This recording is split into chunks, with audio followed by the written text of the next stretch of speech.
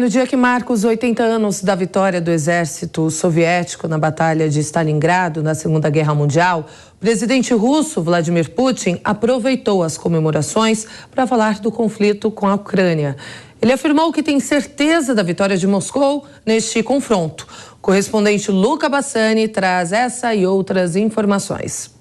Boa noite de quinta-feira a toda a nossa audiência. Hoje, na cidade de Volgogrado, assim renomeada antiga Stalingrado, houve uma grande manifestação, uma grande celebração pela vitória da União Soviética frente aos nazistas na Segunda Guerra Mundial, principalmente na localidade em Volgogrado, onde aconteceu uma das batalhas mais sangrentas da Segunda Guerra entre agosto de 1942 e fevereiro de 1943, exatamente por conta desses 80 anos que vemos que o presidente Putin foi lá, fez uma homenagem a essa batalha que deixou mais de 2 milhões de pessoas mortas dentro da União Soviética e também traçou paralelos com a guerra que acontece hoje na Europa. Ele falou que todos os esforços dos russos neste momento exatamente são parecidos com aqueles feitos pelos soldados soviéticos perante a Alemanha nazista em 1942-43. Ao mesmo tempo, ele disse que está disposto a ganhar essa guerra e acredita sim que seja possível,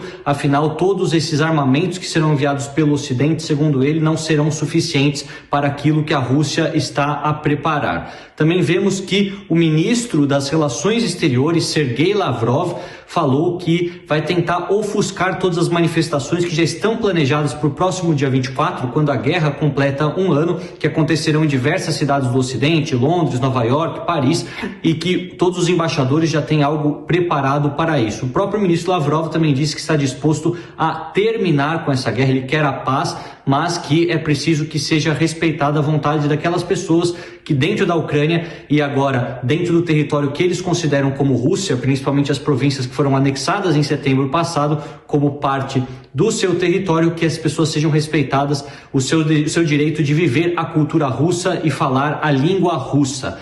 Neste mesmo momento, vemos que hoje importantes políticos da União Europeia chegaram em Kiev, onde uma reunião grande acontecerá com o presidente Zelensky e outros ministros de Estado dentro da Ucrânia. Não só a presidente da Comissão Europeia, Ursula von der Leyen, mas também o importante diplomata Josep Borrell estão lá e ressaltaram aquilo que já foi feito pela Ucrânia, todo o envio de dinheiro, cerca de 50 bilhões de euros enviados em armamentos, em auxílio financeiro para a reconstrução das cidades, para a compra de geradores e suprimentos, e disseram que vão continuar apoiando a Ucrânia. O presidente Zelensky quer aproveitar este momento não só para fortalecer os seus laços com os países europeus, mas também para mostrar que está disposto a continuar com as investigações anticorrupção que foram deflagradas nas últimas semanas no país, após denúncias de que haveria superfaturamento na compra de geradores, além, é claro, de uma corrupção sistêmica até mesmo dentro das Forças Armadas.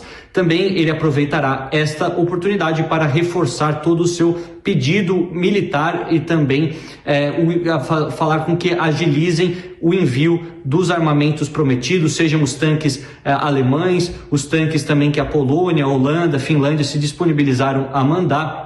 Além, é claro, de falar sobre a possibilidade do envio de caças, algo que foi primeiramente categoricamente descartado pelo chanceler alemão Olaf Scholz e também pelo presidente americano Joe Biden, com medo que os mesmos caças, os F-16 ou tantos outros, possam ser utilizados para ir atacar o território russo, já que tem capacidade tecnológica para isso. De qualquer maneira, um dia muito forte em declarações no mundo político, seja na Rússia, seja na Ucrânia, e continuaremos, como sempre, acompanhando todas as repercussões. De Munique, na Alemanha, Luca Bassani. Professor Manuel Furrella, o senhor também, é lógico, é especialista em relações internacionais, então eu quero a sua opinião a respeito. Putin diz ter certeza de vitória russa contra a Ucrânia. Bom, dá para dizer isso mesmo, professor? Lembrando que a Ucrânia vai receber agora aqueles tanques, né, alemães e também dos Estados Unidos, e tem todo um apoio do Ocidente neste conflito. Putin estaria se adiantando demais falando isso ou não? Já é uma vitória prevista da Rússia? Não há propriamente vitória prevista, né? Uma superioridade em termos militares e econômicos da Rússia é muito maior que da Ucrânia, né? A gente não discute isso. apenas os Estados Unidos são capazes, no atual momento, de rivalizar em termos militares com a Rússia, né? Você tem outras grandes potências militares no mundo, né? A China, por exemplo, mas a Rússia, ela só tem condições aí de, né, melhor dizendo, ela só pode realmente ter um perfil de um Estado que possa realmente combatê-la com eficácia, vendo os Estados Unidos. Os outros todos realmente ficam inferiores, pelo menos até o momento. E é o caso da Ucrânia. Mas a resistência que a Ucrânia está apresentando com apoio internacional faz com que essa vitória não seja consagrada, né? Então você não tem ainda essa vitória que a gente possa efetivamente declarar ou identificar. Não há isso, não é?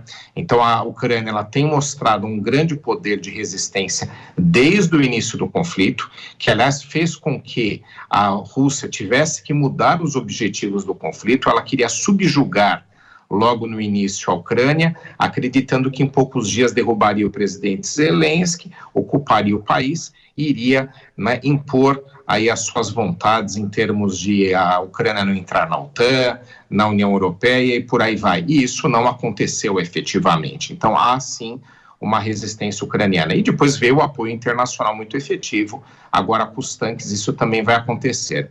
Mas o que eu observo aqui também em relação à Ucrânia é que o Ocidente tem tomado um cuidado, aliás, um cuidado importante. Há um apoio econômico e militar à Ucrânia, mas de nenhuma forma que esse apoio faça com que seja uma internacionalização do conflito, ou seja, o apoio seja de tal forma grande e eficaz que signifique que quem está dando apoio também está entrando na guerra. Esse é o grande problema desse tipo de conflito, né? A gente teve isso no Vietnã nos anos 70, por exemplo, onde os Estados Unidos ocuparam aquele país e a União Soviética, à época, apoiava o outro grupo. A gente teve em vários momentos da história, mas em nenhum deles houve um apoio a uma das partes que fosse tão forte que fizesse com que houvesse uma reversão na guerra.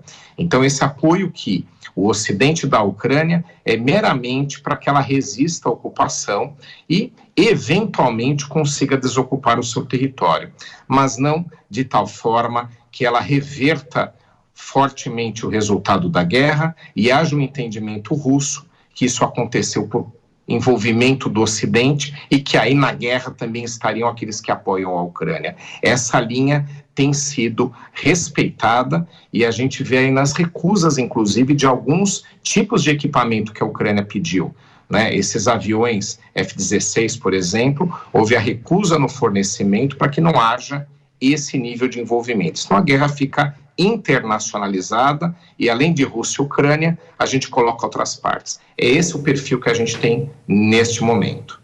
Agora, professor, em fevereiro essa guerra completa um ano. Eu gostaria de saber do senhor, diante de todo esse cenário, então não há previsão realmente para um fim deste conflito. Deve se estender por muito mais tempo. Sim, sem dúvida. A gente teve dois momentos ali onde a guerra podia ter sido resolvida. O primeiro é caso a Rússia tivesse saído vencedora logo no início, derrubado o Zelensky, seria um encerramento da guerra por imposição de vontade russa. O outro ali, né, no primeiro mês ainda do conflito, que foi uma quase composição, quase acordo, ao qual chegaram, inclusive, ali até com uma certa boa vontade da Rússia. Isso não aconteceu. Como agora o conflito envolve tomada de território ucraniano pela Rússia, ela imagina que é dessa forma que vai atender os seus anseios e, obviamente, a Ucrânia, melhor dizendo, não vai aceitar a perda desses territórios, então é improvável qualquer cenário que coloque a guerra em encerramento, seja porque uma das partes vence, seja porque ela se compõe. E o que tem feito o Ocidente? Aumentado o apoio à Ucrânia para tentar fazer com que a guerra seja muito custosa para a Rússia, muito difícil de vencer e, de repente, por aí, haja um recuo russo e uma composição. É uma tentativa, eu acho que também não vai funcionar, né, porque a Rússia está determinada a continuar no conflito e ainda tem fôlego, então, por conta disso, não há uma perspectiva de encerramento do conflito.